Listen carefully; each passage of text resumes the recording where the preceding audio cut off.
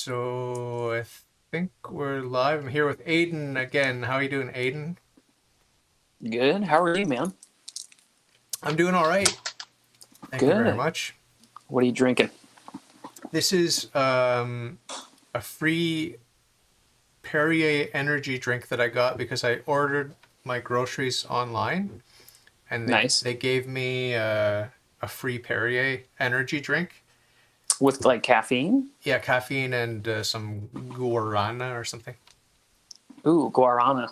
or whatever it is. Is that batshit? It sounds like it. Excuse my language. But No? whatever it is, it doesn't taste great. So I added in some. Here's a plug for Perrier. It doesn't taste great.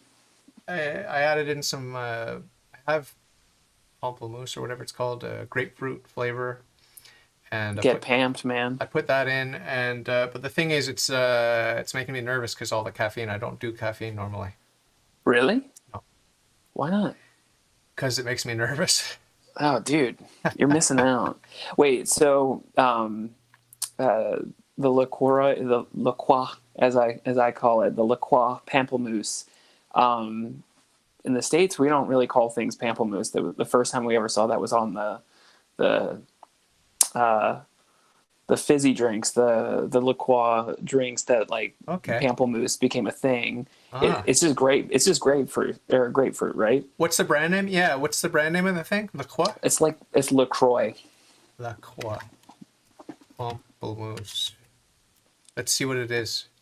But for a while, I was really deep in the cut and looking up a lot of LaCroix pamplemousse memes because they're just so stupid, and a lot of them were like "get pamped."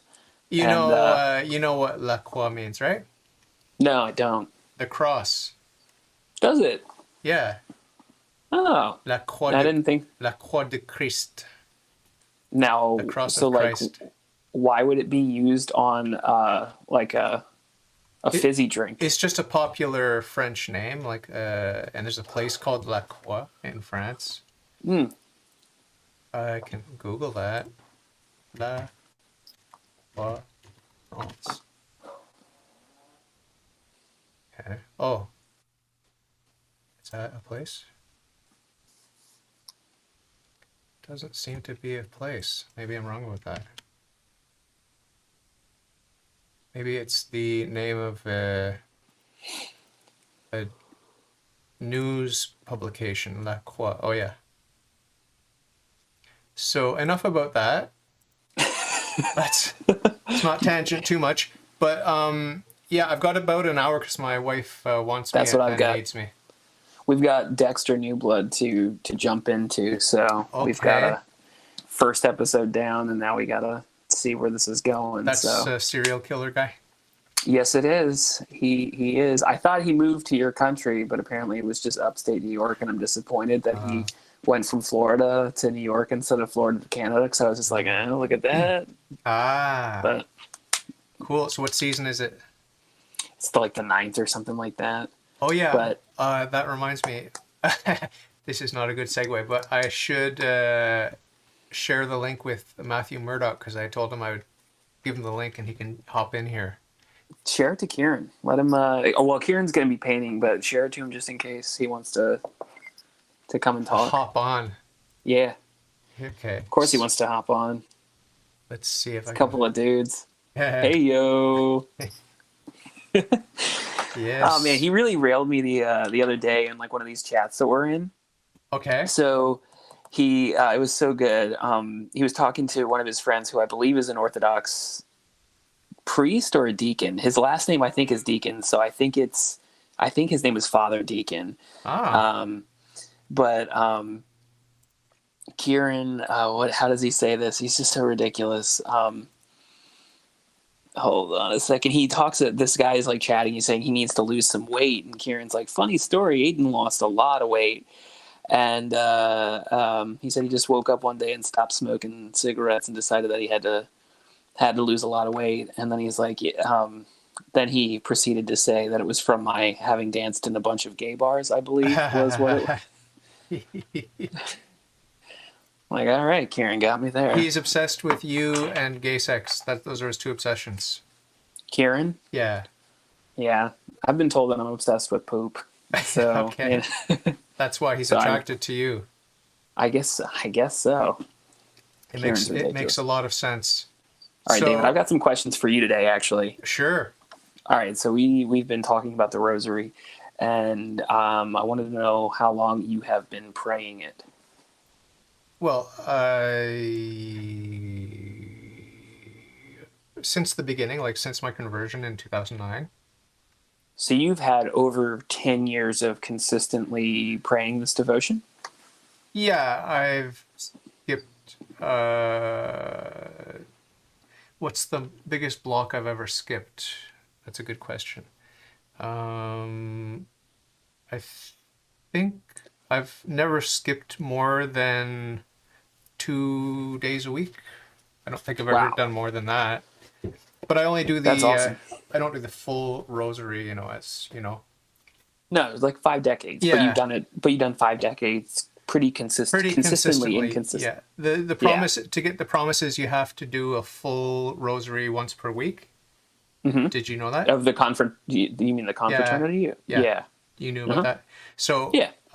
as long as you do it 4 times a week, you're pretty much covered, right? Yeah.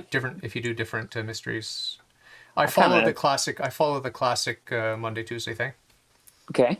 scheduling. You Just know. Mondays and Tuesdays then. No, but I mean, I don't want to name Yeah. all 7 days of the week. I think you should. I don't want to Just show to off. Come on. um so that's a really long time, and that's really impressive because like the Rosary at some points becomes so repugnant to the Yeah. practitioners Now that they're ask me just how like, many times I've actually paid attention while praying it. no, but that's like that's a key part. Nobody has ever successfully done one of them well. Yeah. I just don't believe it in my heart I that think Saint anybody's Louis ever. de Montfort did. You think he did? Yeah. You think so? Yeah. I think a lot of the Well, saints did. I think a lot of the saints did. That's what I like to think. Padre Pio probably did too. That dude was a monster. He was He was floating in the always. air, like you said. You told me JP2 floated in the air, right? Yeah, that's what I've heard. I That's mean, cool. I'm trusting the I priest who believe told it. me that. I believe it. Yeah, definitely. What about So you? What about you? How often and how consistently have you been doing it? For how many years? the end of 2017 is when I decided to make a commitment to it. Ah, And I've had periods of time where I've gone, like the first year I did it every single day for a full year, just a 5 decade. And then called uncle at a certain point, and like have gone periods of time, weeks or months without it, and then would okay. like pick it up and recommit and pick it up and recommit. I failed so many times with it.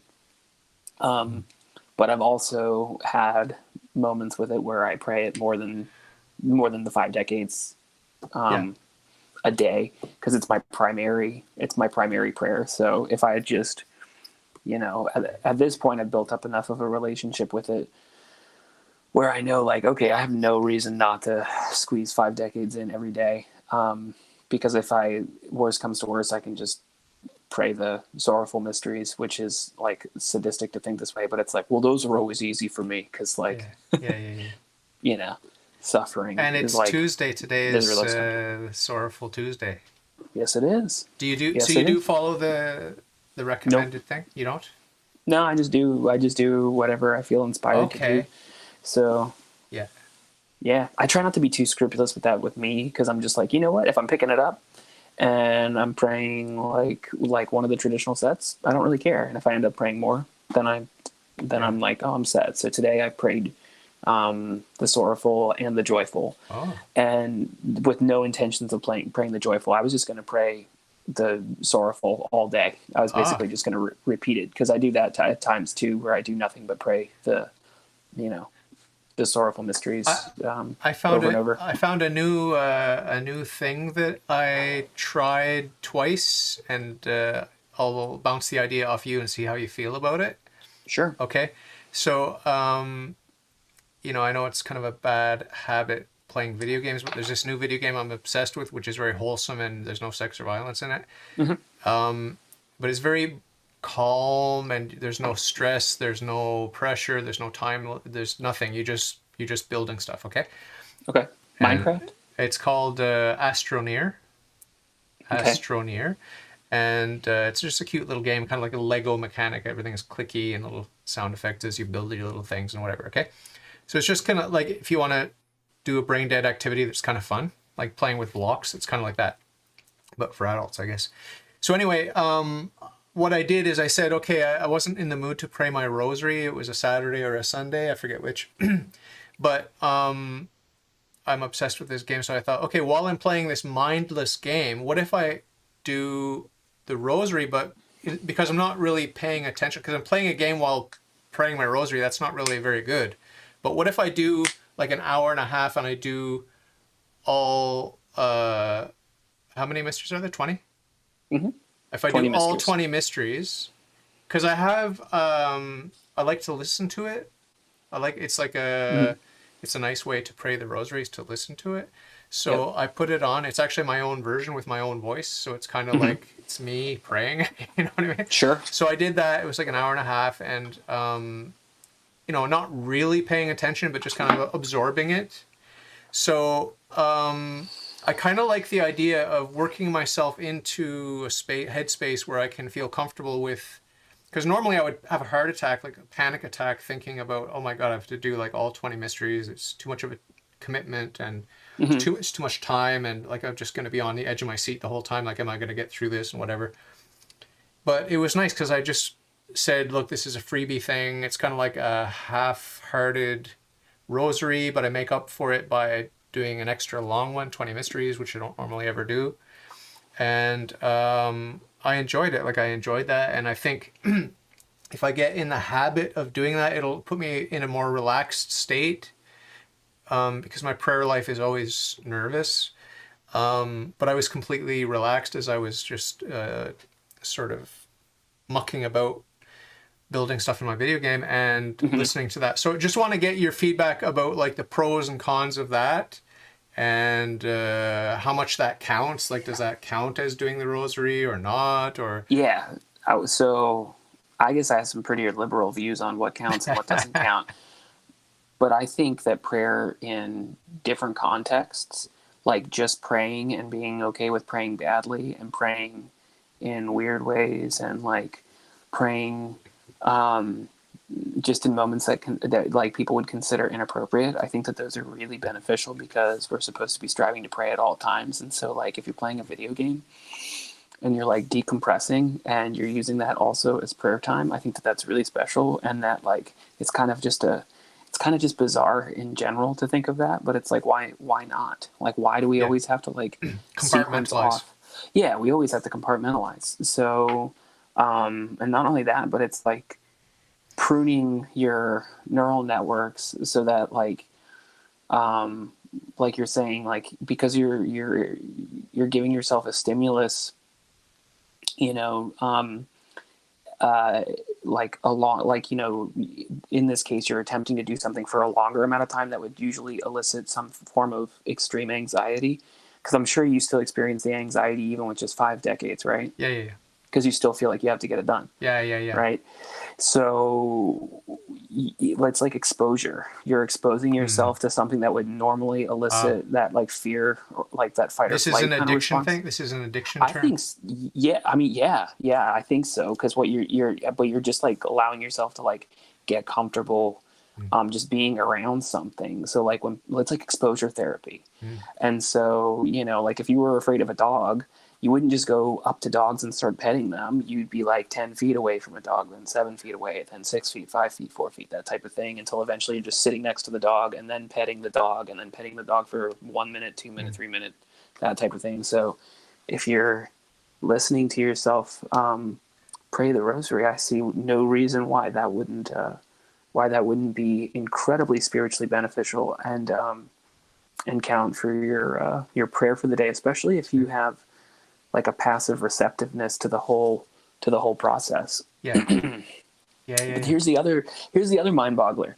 So now that we have the internet and we have uploaded videos, right? You can like pray. You can pray along the rosary with like groups of people that have prayed it years ago, and they've recorded it and uploaded it. Yeah. And I always wonder, okay, so if I'm like playing a video of like, a whole bunch of nuns and Mother Angelica, and they're all praying this chaplet or praying this rosary. Like, is God hearing their prayers as many times as they have hits on YouTube? And I like to think that, like, yeah, that becomes like frozen in eternity. And not only does it like accrue those prayers over and over again, but every viewer that watches it and like prays along with it, there's this like big cyclical, ever increasing prayer that kind of like rebounds through through eternity. Nice. Like a fractal kind of prayer through space and time and all that.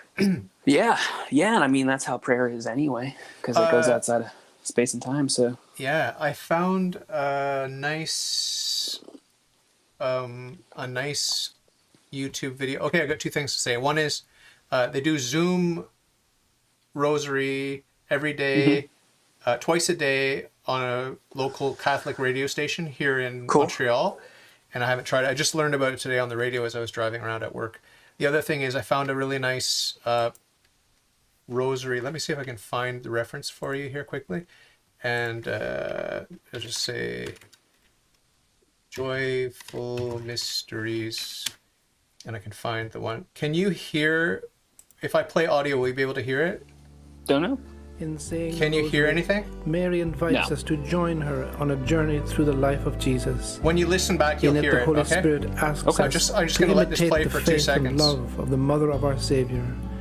Because we say the Rosary with our body and our spirit, it should touch us at every level of our being. It is no monotonous ritual, but a deeply contemplative Christian prayer. Whoever shall call me blessed, they will be blessed. Okay, so hello. When you listen back, if you listen back to this, you'll hear it and you'll see the channel and all that stuff. So I don't need to tell you about it. But I can't see you and I can't see myself right now. Oh, here we are. Okay, I'm back. So it's a nice rosary that they do. It sounds like the guy might be East Asian or something like that, and there's singing, and it's always the same music, it's the same presentation, but he gives a nice little meditation, like just small, very small meditations with the mysteries. And That's really cool. They do at the end they do the what is it called, the Litany of Our Lady, is that what they call it? Are you familiar with that? No, I mean I know I've heard it before. I know I've read it before, but Litany of Loretto, I think it is. The Litany of Loretto. Yeah, I am familiar. Yeah.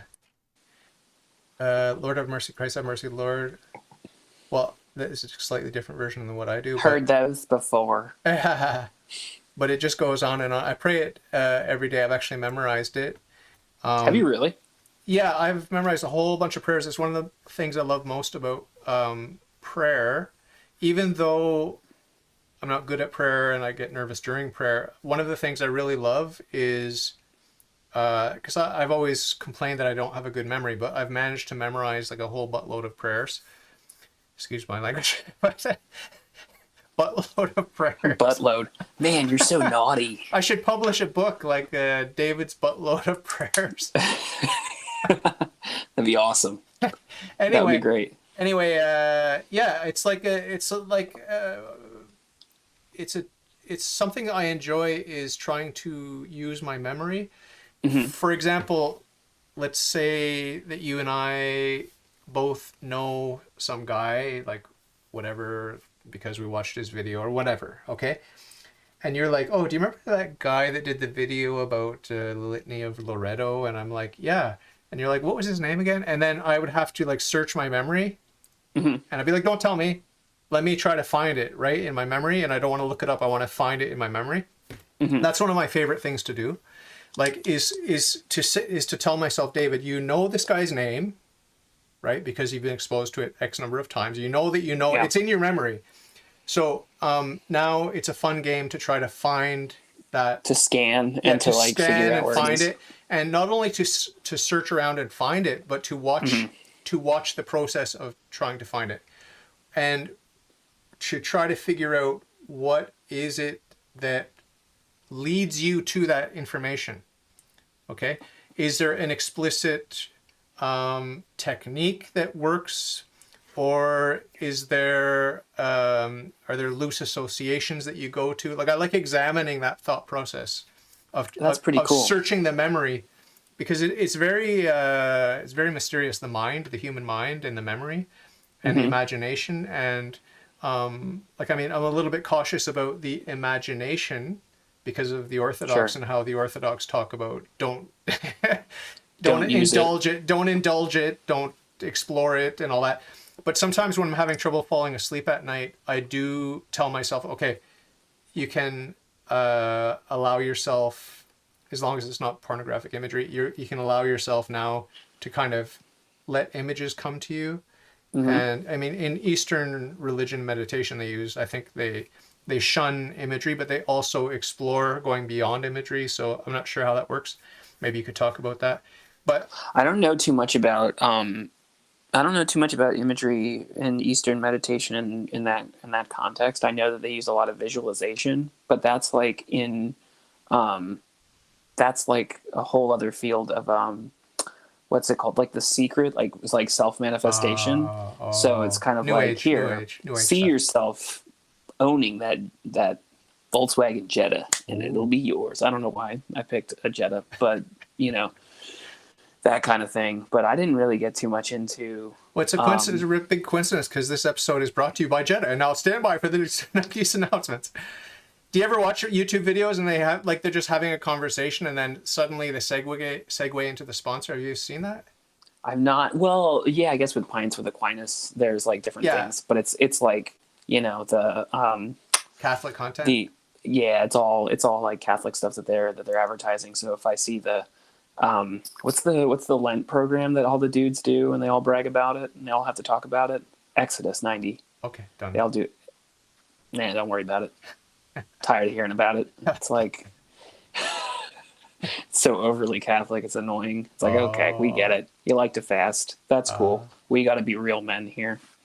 Like, tired of it. Yeah. That whole man's movement, I've never really looked into it too much. It's cool. It's got benefits, and even the Exodus 90 program is cool. I just don't like somebody imposing me, you know, with like cold showers. And like, yeah. You know what I mean? Like, one of my guests talked about that, and I'm like, oh my God, you must be a saint to do that. Like, no, that's the thing, is that it's the asceticism, but like I don't know. I have maybe it's because I'm jealous. I'm probably just jealous and prideful. It's okay. But like, it's okay to be jealous, right? No, well, I mean, it's okay to be jealous. You just can't be envious. Okay, is that it? Yeah. Jealousy is you want the good thing that they have. And envy is you don't want them to have it and you want them to be deprived of it and you want them to suffer because... Do I want them? No, I don't want any of that for them. Okay. I just don't want them to talk about it.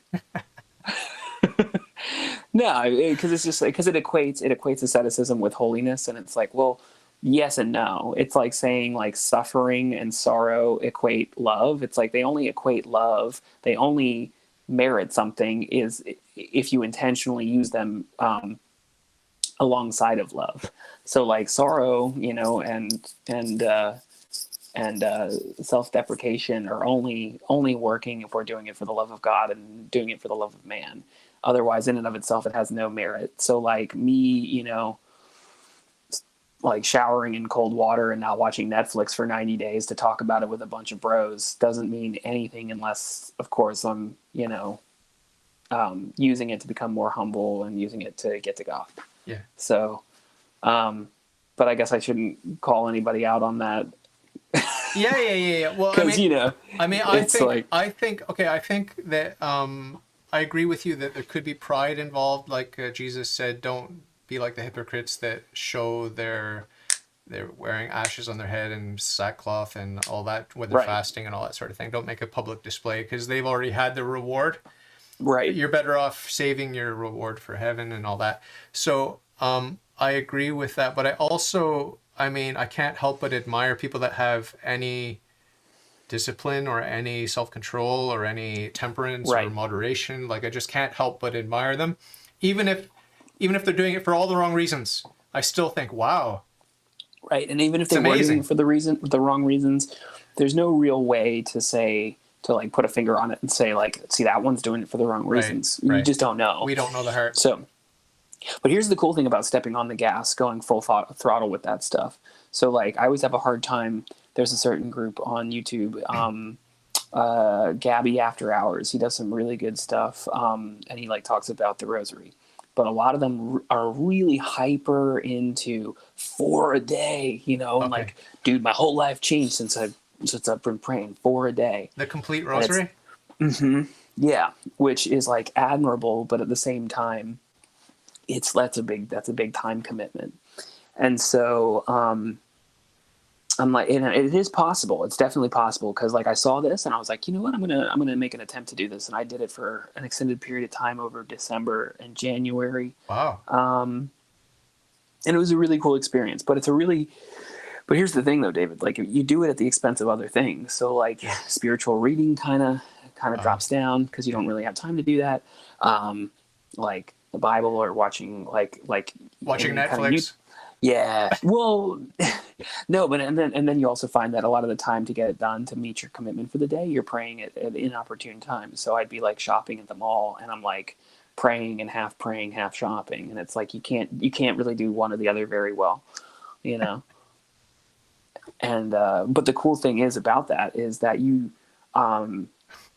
it's like working out. You only know your boundaries. You only know what you're capable of by accidentally doing too much or by doing too little. Like you come to learn more about yourself and about the practice through committing yourself to doing something that's out of your normal range. And then from that experience, I was like, oh, 5 is nothing.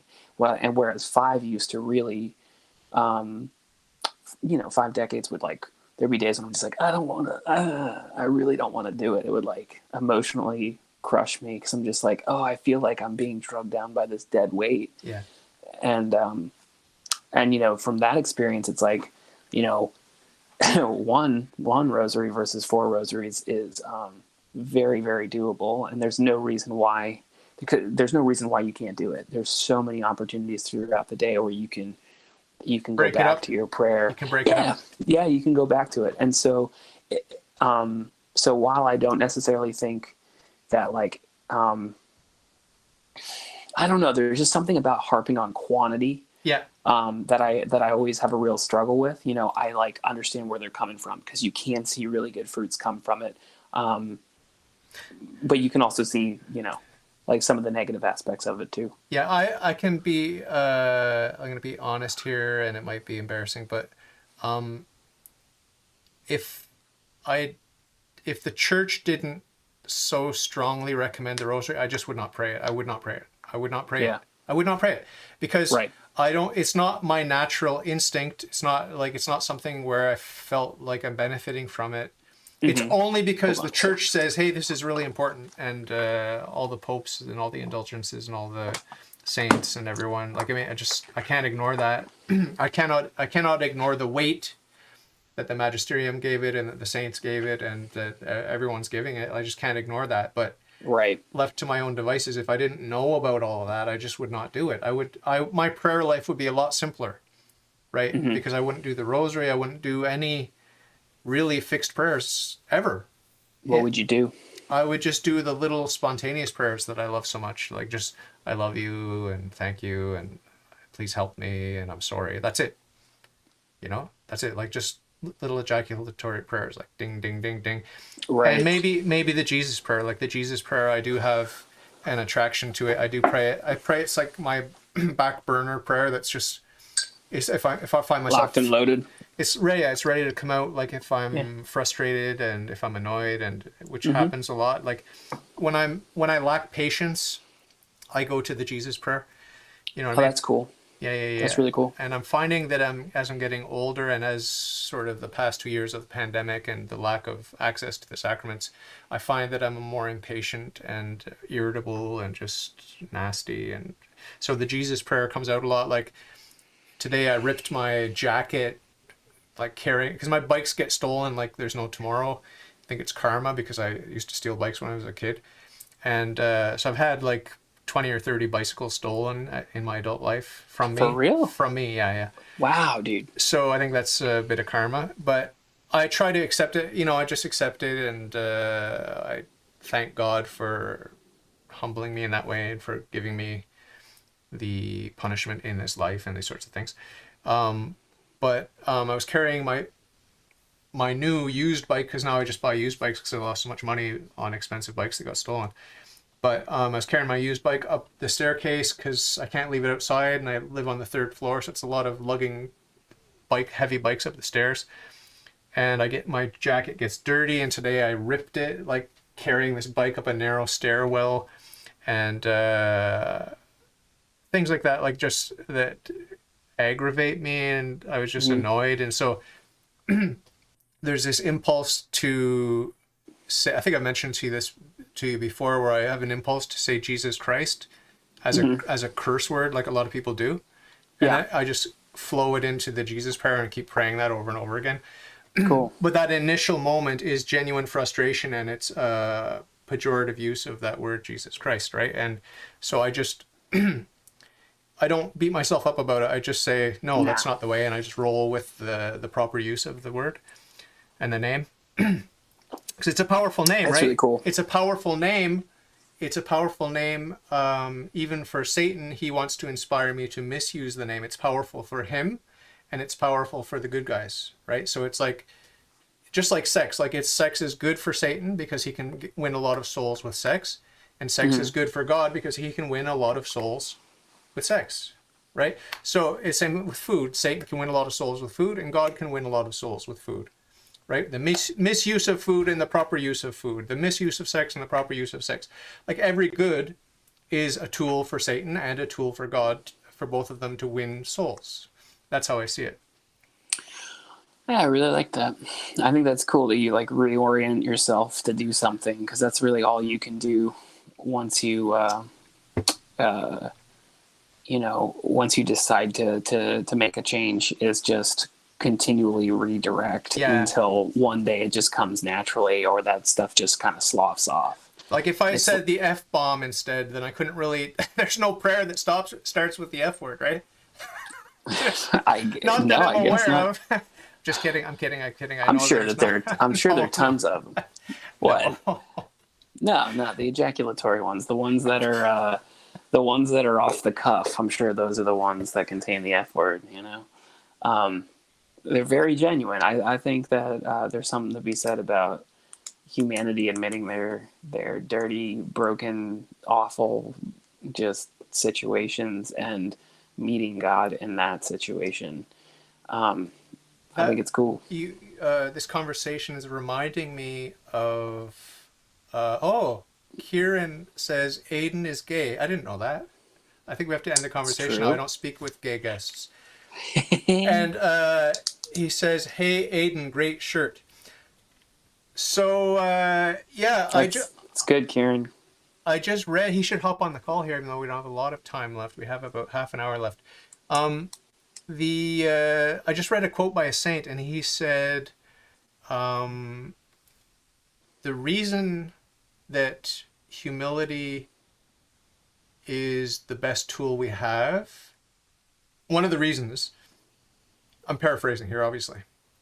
One of the reasons is because Satan doesn't understand humility. He just has no clue about humility. He's never experienced it. He's not capable of it. He doesn't get it. It doesn't make sense to Satan. Like, there's nothing for him to grab a hold of with humility. It's just completely foreign to him. And this is a very long paraphrase of a really pithy statement, which I wish I could regurgitate, but I can't remember what he said. But the basic idea was Satan doesn't get humility. He just doesn't understand it. And that's why it's so effective against him. So what are your thoughts on that? Because it confounds him. Yeah, it seems that all the virtues are like that. He doesn't understand love either. And humility is one of the weapons. I think it's the mentioned in the ways of mental prayer.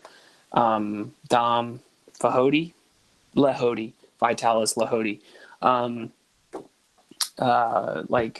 Like if you find yourself doing something in prayer that's wrong or incorrect, you use it as a moment to humble yourself, and then you're brought to a place that's better having humbled yourself and having experienced that fault. Hey.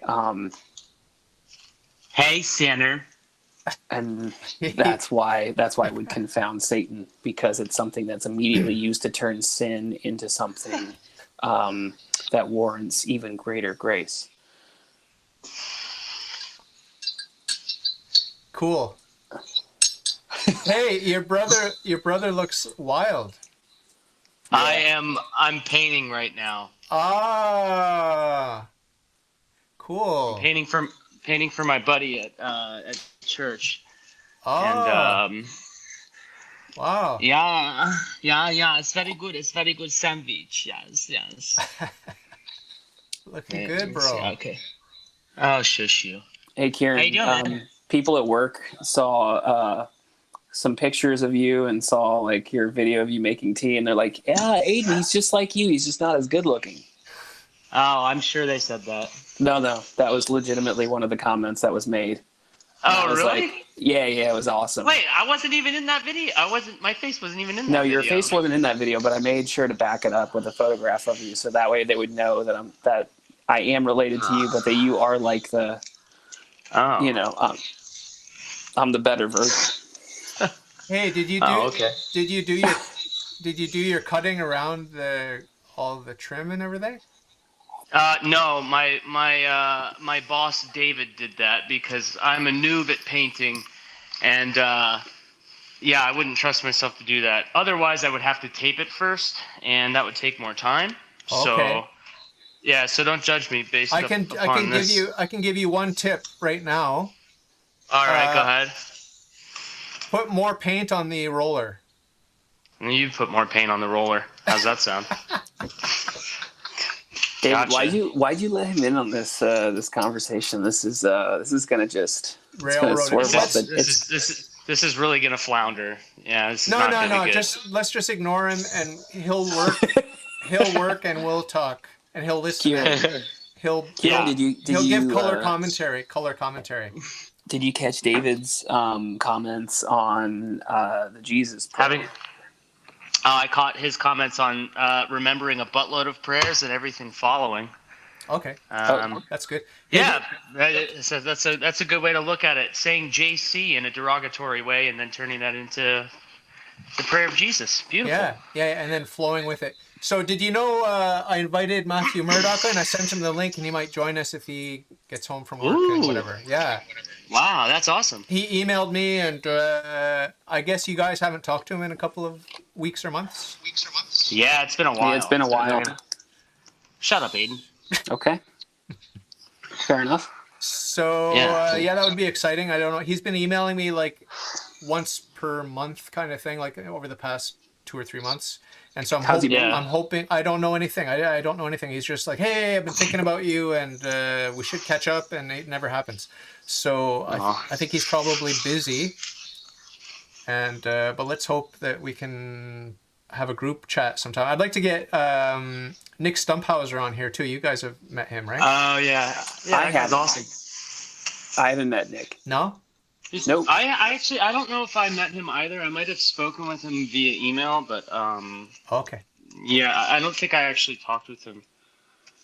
Put more but I would definitely be down for that. Yeah. So let's get back to the religious content. So humility, just a real quick recap of what you just said before your brother came in. Sorry. Oh, I said that you were saying that Satan's confounded by humility, and I said that when you use humility in moments of sinfulness, you actually take the sin that you just committed and then you weaponize it against itself and you make it into a greater good. And that's probably like the component of it that really confuses Satan, because you have this opportunity to take whatever he's throwing at you and use it for good. Yeah. And that would actually probably make him rage if anything else, and which makes me very happy. Speaking of humility leading to happiness, I'm trying, because I've been sort of mildly / moderately depressed over the past 2 years because of COVID and different things in my family and whatever. and because of not having access to the sacraments and stuff like that, it's just like weakened me spiritually. And you and we've talked privately about stuff like that.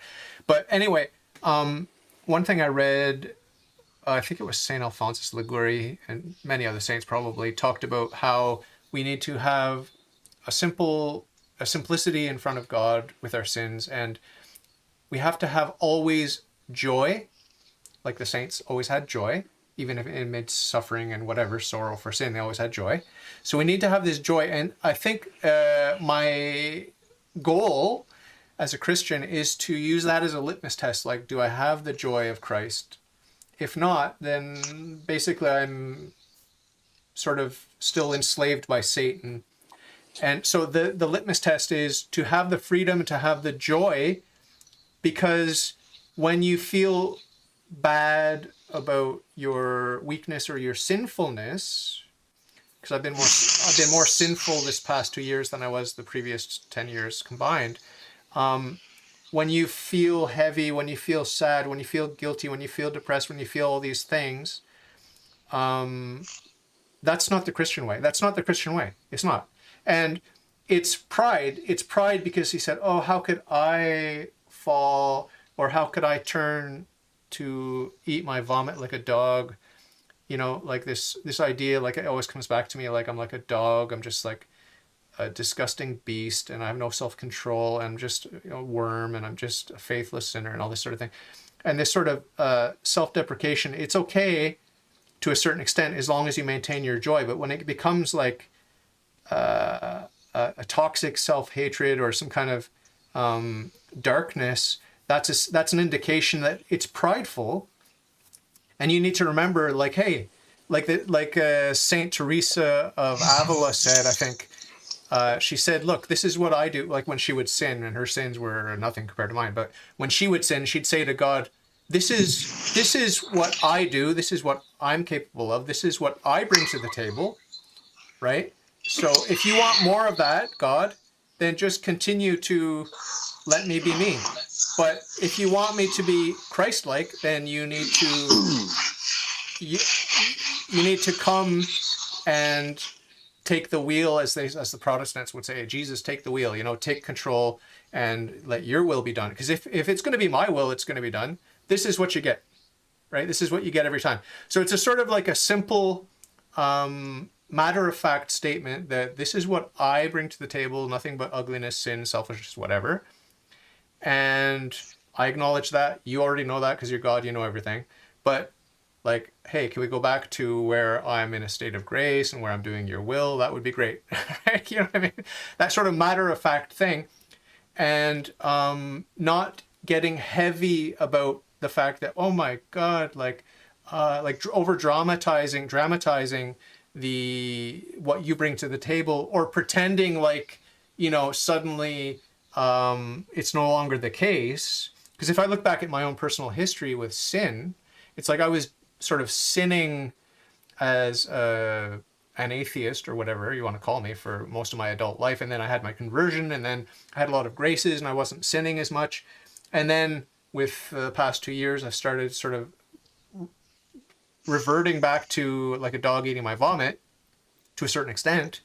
And I don't like it, but the displeasure and the heaviness is pride. And if I were just like a saint, I would just, in a very clean, clear, matter-of-fact way, say, well, yes, of course, this is what I do on my own without you, without the sacraments, and without a proper prayer life.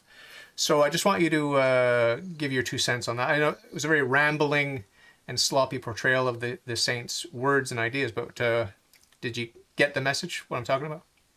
I did.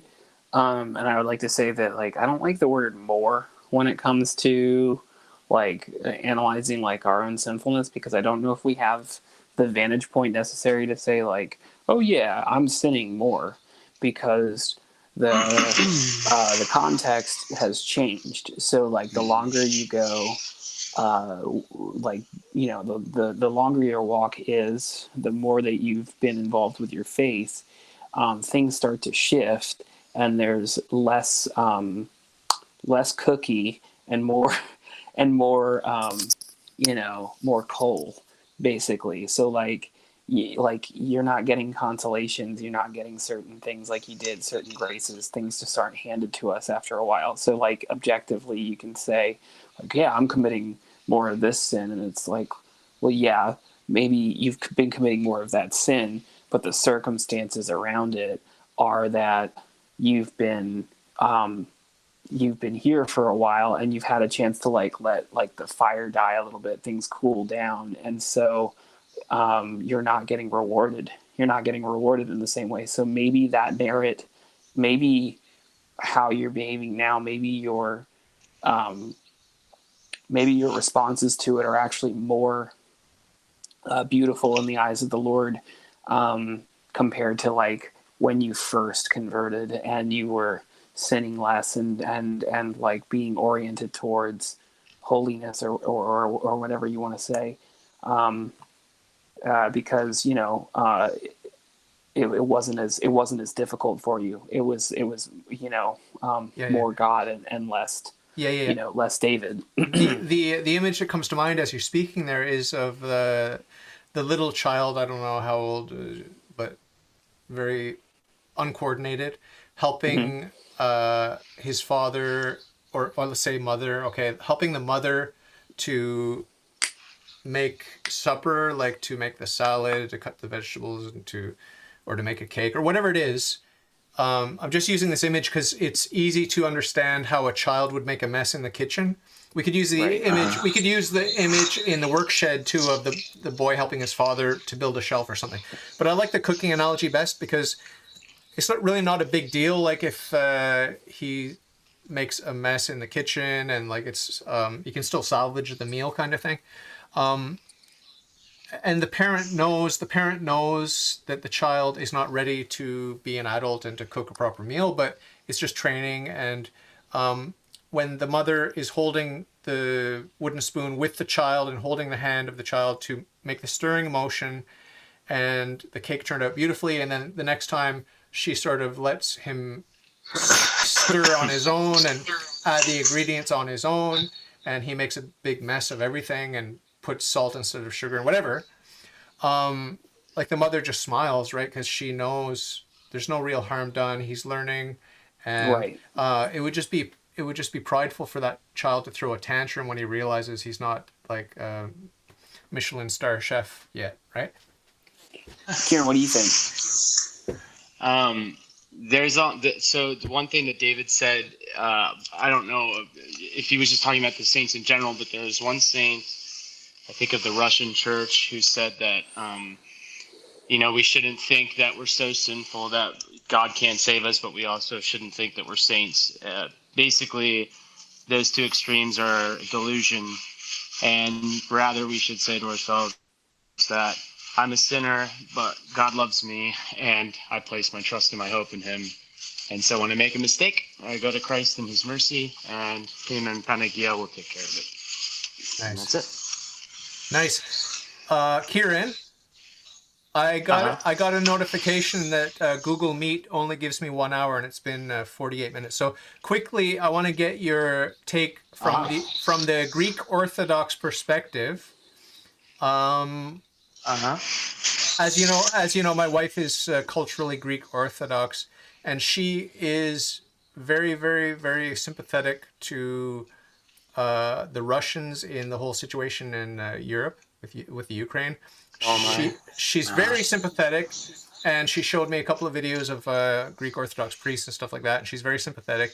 And I tend to agree with her. Like, I think I'm not naive enough to think that they're free from corruption or abortion or anything else in the East, but I do think that the people in the East do hate the corruption of the West, and they don't want the corruption of the West. Can you just talk about that from an Orthodox perspective? Okay, so there's two splits. So if you want to go the Greek route, largely speaking, and I belong to the Greek Church. That's where I was received into the church in that jurisdiction. But just keep in mind, like I could go wherever I wanted. But basically, the Greek Church on the ground is very traditional, but through the Patriarchate and through the bishopric, the Greek Church is typically more liberalized than any other jurisdiction.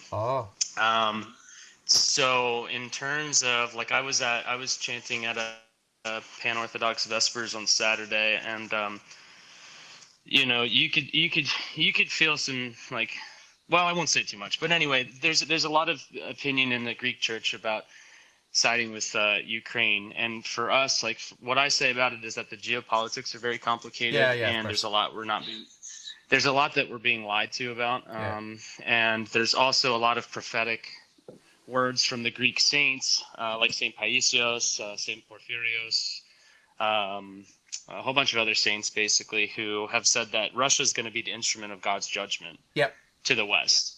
And I fall in line with that position because, Putin's not I don't agree with Putin, but at the same time, if we're looking at Zelensky or any of the other presidents of the Ukraine that have been set up, since 2008 to now, basically, it's all been CIA run, and it's really messy. So they're what they're trying to do. I mean, Russia basically said, "Hey, we have one stipulation. You're taking all these countries around us, and you're putting them into NATO, and you're trying to get them to join the EU.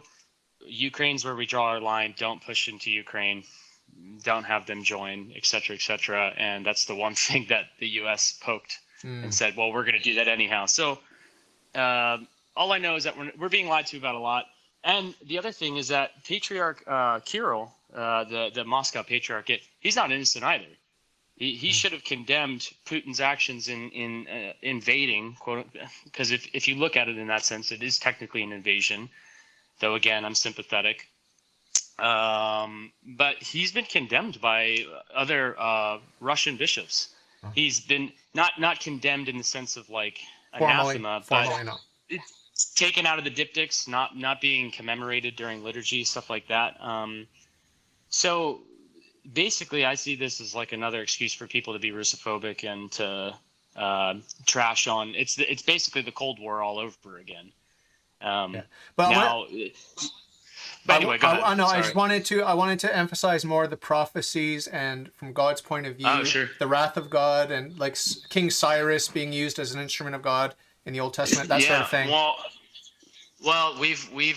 I mean, look at Ukraine now. They're like number 3 in the world or whatever for stuff that I won't say, but with children. Okay. That comes directly from the West, and now we see what are the 2 biggest sins of the West?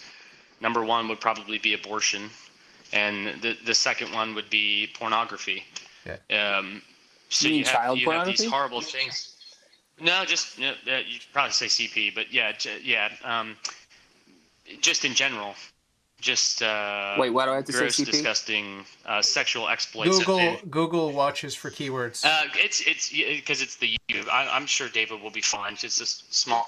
Yeah. I'm a small potato. Yeah, I'm sorry. So how do you talk about? Too. But okay, I was just like, well, how do you talk about it then? So you have these two. You have these 2 big things. I'm rambling now, but you have these two big sins, and for all of the bad that Russia has done and being aggressive or whatever, you have to admit that since the fall of communism, they have been a bulwark for the Christian faith, particularly in Orthodoxy, and their revitalization of not only our generation of people who are now spiritually inclined, but also the East as a whole. Whether it's Russia, Ukraine, Georgia, all these countries, they're now so traditionally minded that they won't even allow something like a pride parade to go on. So like that's important. Like that's really important stuff. But of course, because the West, we would see that as something evil. Now even Christians and heterodox Christians within the West are seeing Russia as completely evil, even though they do all these really Christian things. So it's the whole thing is confusing. And I mean, like I said, multiple saints have said, that Russia would be the instrument of God's judgment, basically. Yeah. Did y'all hear that Pope Francis is consecrating Russia? No way. To the Immaculate No Heart? way. Yeah. Oh, no way. Yep. Wow. Are you serious? Mm-hmm. Wow. Russia and Ukraine. Wow. Yeah. When? Don't know. There was just an announcement today. Wow. Amazing. I I have to ask, like, what is okay? So, like, from the Catholic perspective, like, because Russia is not going to be like Russia would not recognize that. I would just be straight up now, because we like the Orthodox would look at that as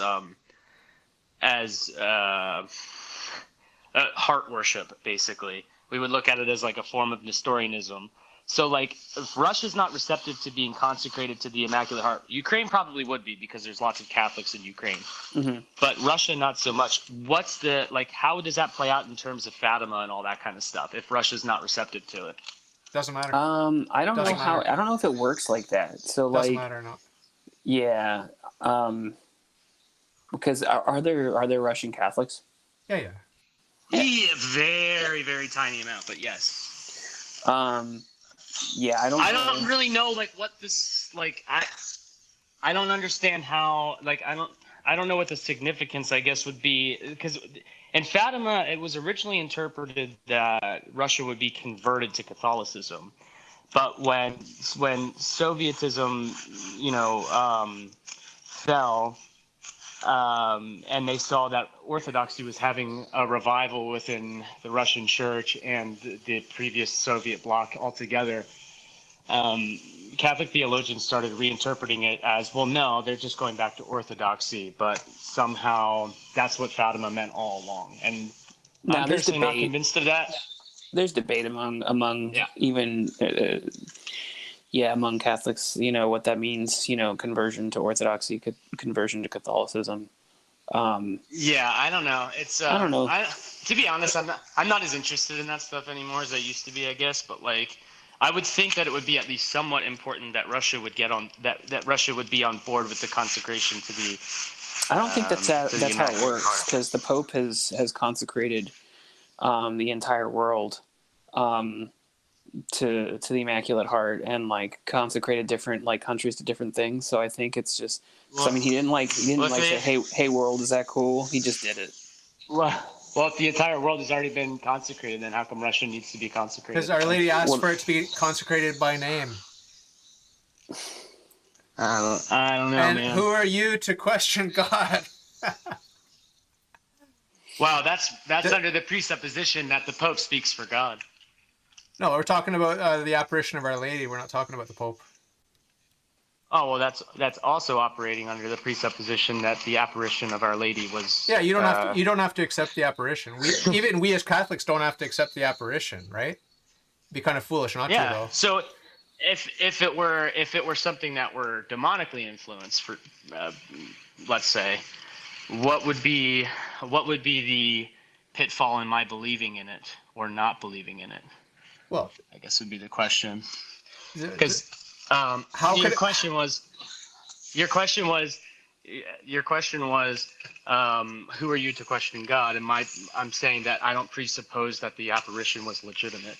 Oh, okay. So I don't think I'm questioning God. Well, even Catholics are not obliged to believe that the apparitions are legitimate. So it's kind of a moot point.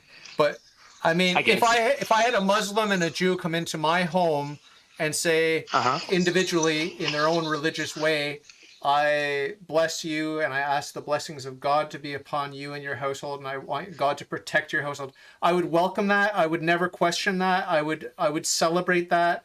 I would thank them. I would add them to my permanent daily prayer list. I would have nothing but gratitude and positive things to say to them.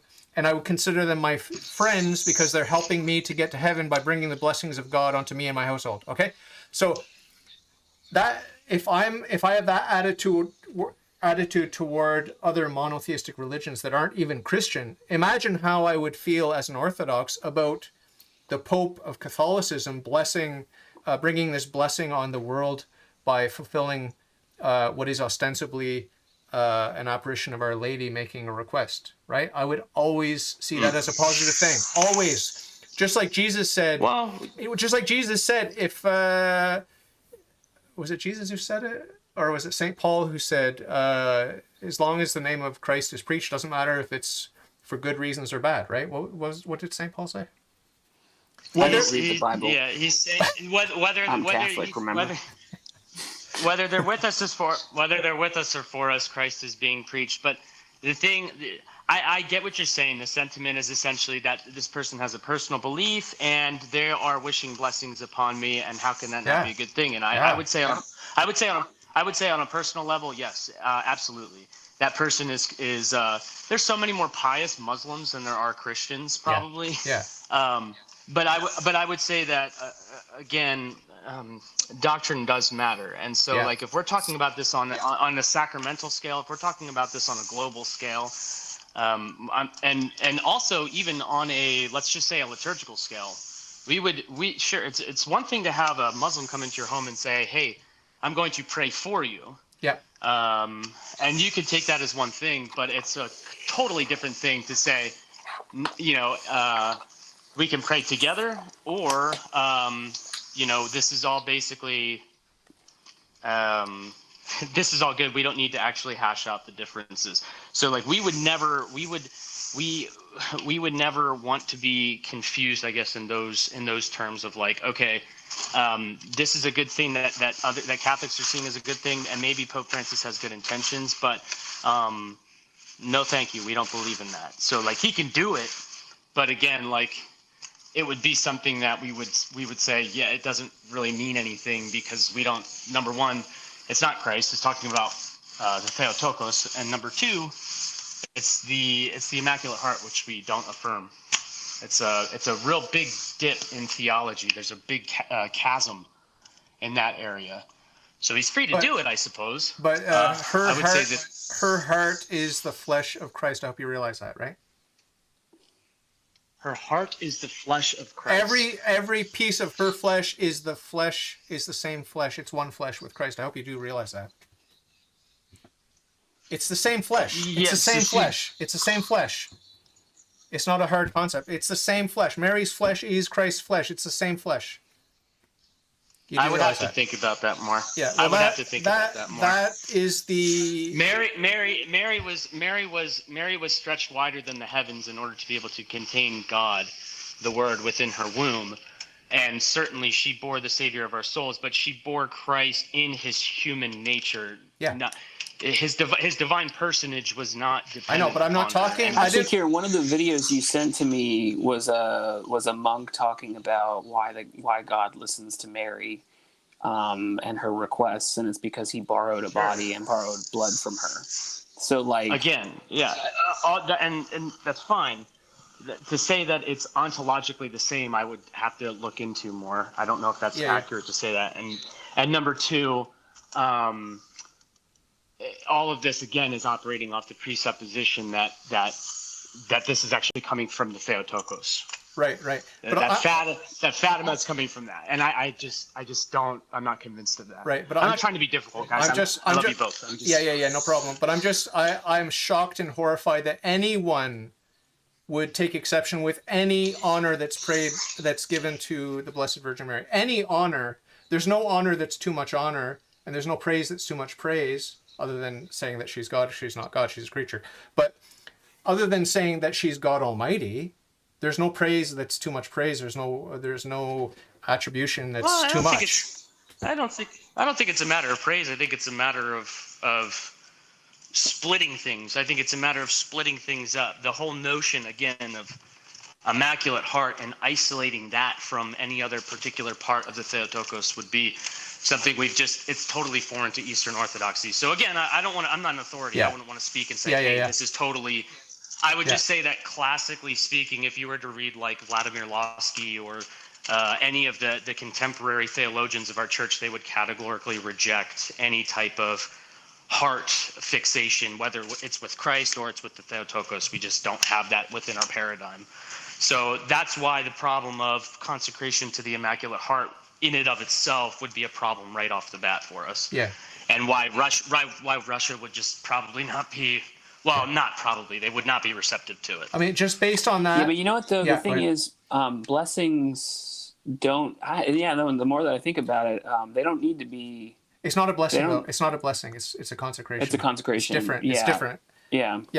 And consecration is saying we're invoking the grace of God. It naturally entails that. And so, again, we would that would be difficult for us to affirm. When you consecrate the host, it's done by the grace, the uncreated energies of God. And so you're now saying that the Immaculate Heart, this doctrine, is on the same par as something like consecrating the bread and wine into the body and blood of Jesus Christ. And I just personally can't affirm that.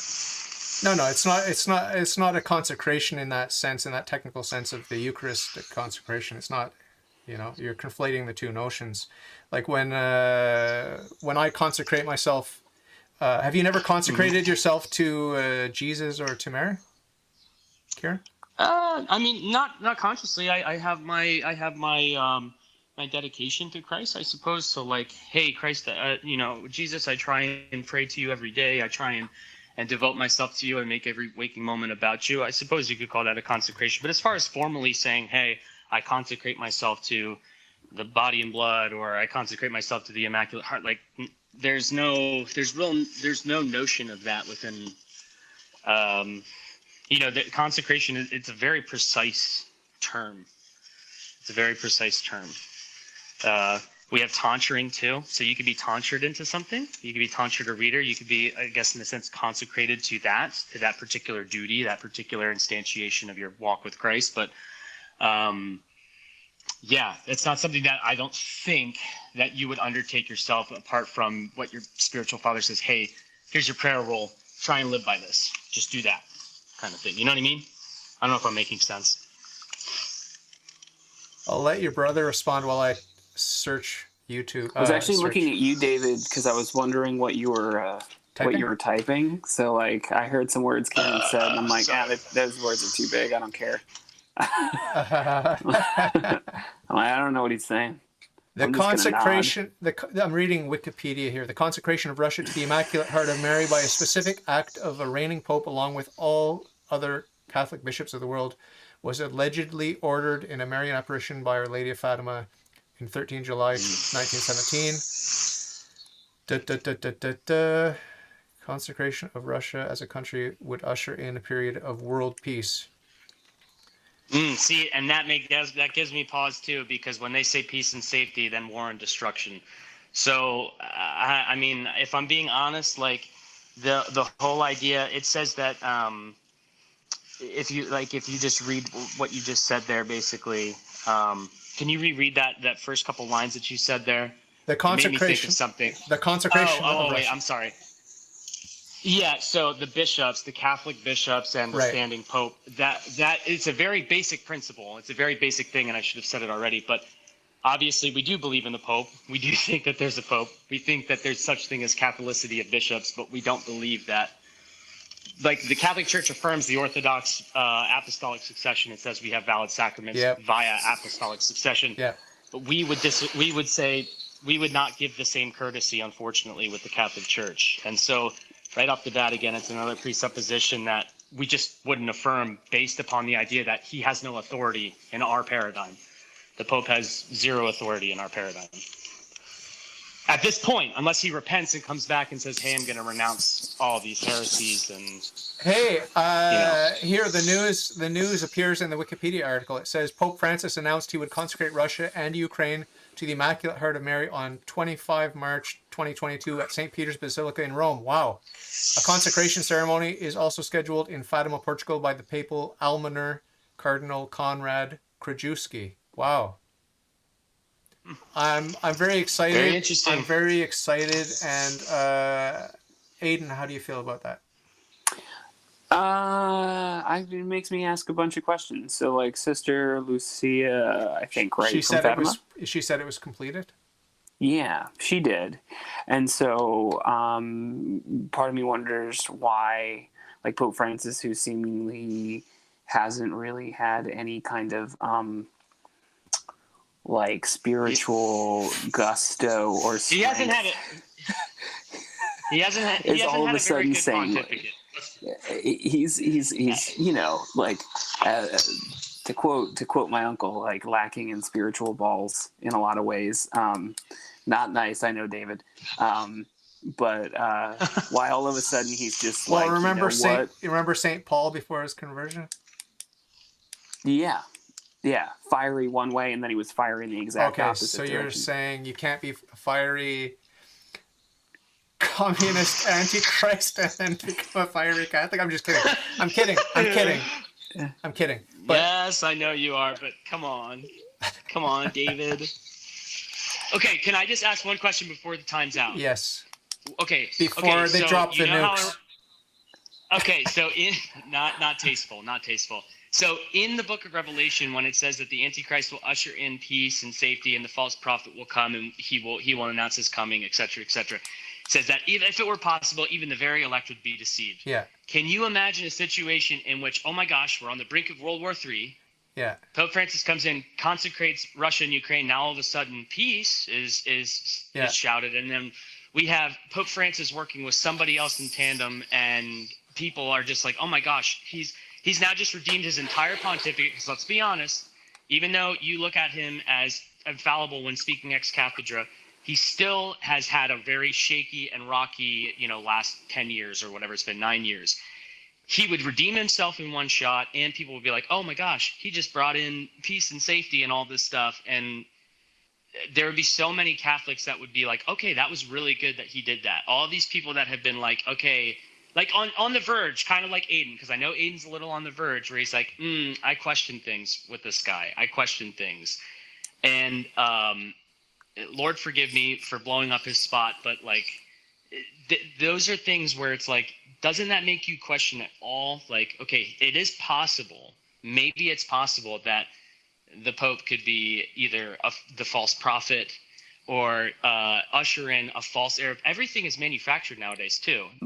Kieran, to be honest with you though, my mind didn't go there with that. My mind didn't go anti. Oh, I know your mind did. I know your mind didn't go that far, but my mind was just like, well, I don't get it. That doesn't make any sense. Even with the COOF, everything was manufactured and lied, and I would say that 90% of COVID. Yeah, even with 90% of what we're being told about this war in Ukraine, it's probably mostly a lie. So, like, if that's the case, if most of it is probably not even trustworthy to begin with, then like, how much does peace and security even mean if it comes? I want to say something in my own defense, which is I'm excited. I'm going to remain excited about the consecration, no matter what you say. Do it. And Do it. And Don't listen to me. And also, I have a lot of checks and balances in my faith, whereby I can recognize a wolf in sheep's clothing. Okay. There are many checks and balances and litmus tests that I do. Like, we just go down the list, like abortion, contraception, unrepentant homosexual acts, all the 10 commandments. Like, I mean, all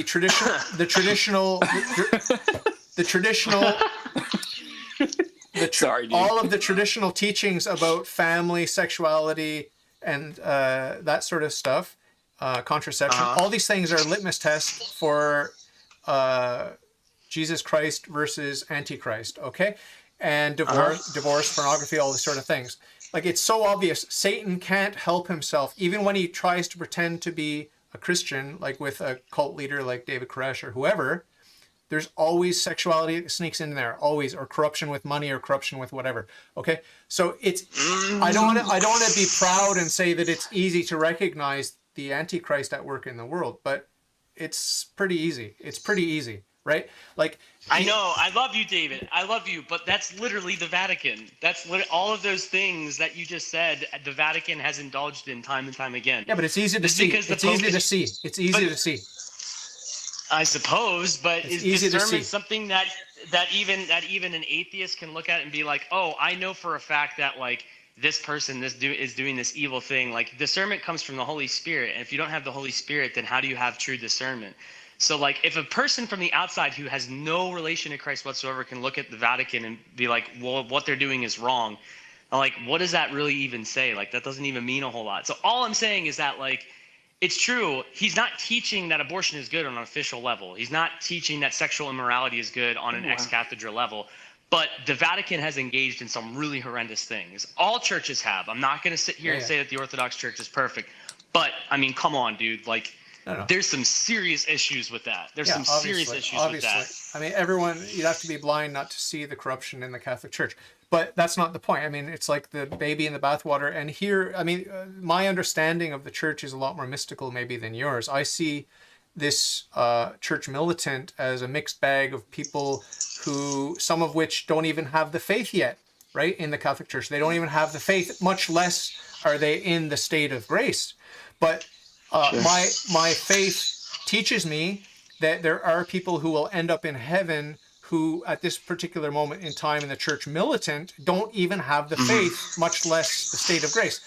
So that's a moot point. It's a completely moot point because we have already the church being purified in the church suffering, and we already have the church perfected in the person of the Blessed Virgin Mary, body and soul up in heaven in the church triumphant. Okay, so it's a more mystical, broader vision of the church that we need to have. And that way you won't throw the baby out with the bathwater when you look at Pope Francis or when you look at the corrupt cardinals and bishops and priests of the Catholic Church.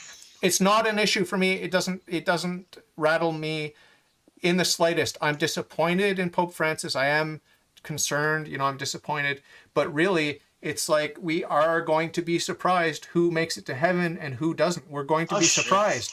Expect the unexpected. Expect to be surprised when you get to Judgment Day and you see Hitler in heaven and Pope Francis in hell. Expect that, okay? Expect that because we don't know the heart. We don't know the conversion, the moment of conversion. We don't know. And I'm not saying that Pope Francis is headed to hell, but don't be surprised if he ends up in hell. But I guess on the other hand, you probably should not prepare yourself to not be surprised if Pope Francis ends up in heaven, right? Because your expectation now is he's the Antichrist, he's a communist, he's this. No, that. that's not. Well, let's not get it twisted. I don't think that he's actually the Antichrist or the false prophet. I'm saying, can you look at the situations in which that are going on the geopolitical level right now and see the bad track record that Pope Francis has had and not say to yourself, things are a little sketchy with him.